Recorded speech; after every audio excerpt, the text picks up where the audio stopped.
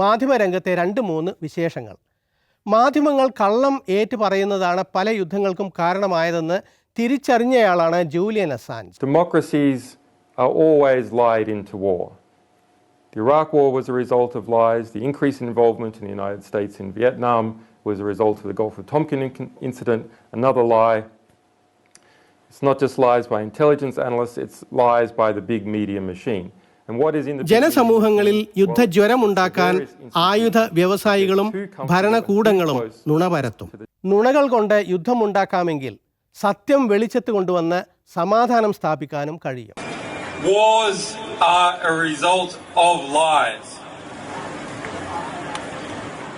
If wars can be started by lies, truth can be started, peace can be started by truth. പാശ്ചാത്യ യുദ്ധ വ്യവസായത്തിന്റെ മുഖം മൂടി നീക്കിയതിനാണ് അസാഞ്ചിന് വർഷങ്ങൾ തടവിൽ കഴിയേണ്ടി വന്നത്.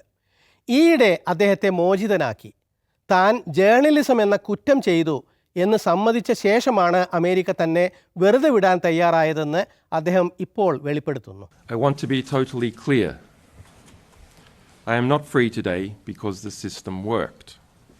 I am free today after years of incarceration because I pled guilty to journalism.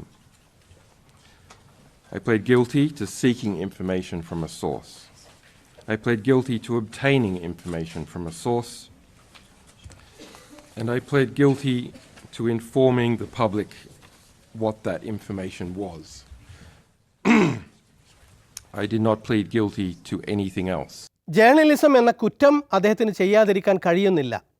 കഴിഞ്ഞ ദിവസം അദ്ദേഹം ഇസ്രായേൽ നിർമ്മിത ബുദ്ധി ഉപയോഗിച്ച് വിവിധ നേതാക്കളെ കൊല്ലുന്നതിനെ പറ്റി പറഞ്ഞു. As I emerge from prison, I see that artificial intelligence is being used to create mass assassinations, where before there was a difference between assassination and warfare. Now the two are conjoined, where many, perhaps the majority of targets in Gaza are bombed as a result of artificial intelligence targeting. The connection between artificial intelligence and surveillance is important. Artificial intelligence needs information to come up with targets or... നുണ പരത്താനും ആളെ കൊല്ലാനും നിർമ്മിത ബുദ്ധി. ഇങ്ങ് ഇന്ത്യയിൽ നുണ പരത്തുന്ന മാധ്യമങ്ങളെ നേരിടുന്നു കശ്മീർ നേതാവ് ഇൽത്തിജ മുഫ്തി. ഗോദി മീഡിയയോട് സംസാരിക്കാനില്ല എന്ന് ANIയോട് അവർ തുറന്നടിച്ചു.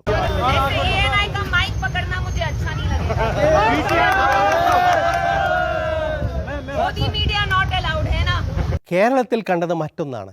ഡൽഹിയിലെ ഹിന്ദു അഭിമുഖത്തിന് പിന്നാലെ മുഖ്യമന്ത്രി ഒക്ടോബർ 3 വാർത്താ സമ്മേളനം നടത്തി.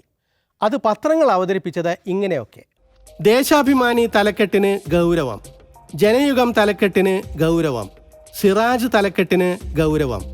പക്ഷെ മാധ്യമം മറുപടി ഹഹഹ, മലയാള മനോരമ ഹഹഹ, മാതൃഭൂമി അടവ് ഒഴിവ്, ഒഴിഞ്ഞു മാറി ചിരിച്ചു തള്ളി ചുവട് മാറാതെ പിന്നോട്ട് വെച്ച് PR ഏജൻസിക്കാരൻ ഇടക്ക് കയറി വന്നതാണ് എന്ന മുഖ്യമന്ത്രിയുടെ വാദത്തെ പത്രങ്ങൾ ഖണ്ഡിച്ചു. കേരള കൗമുദി PR-നെ പറ്റി ഉരുണ്ട് കളിച്ചു.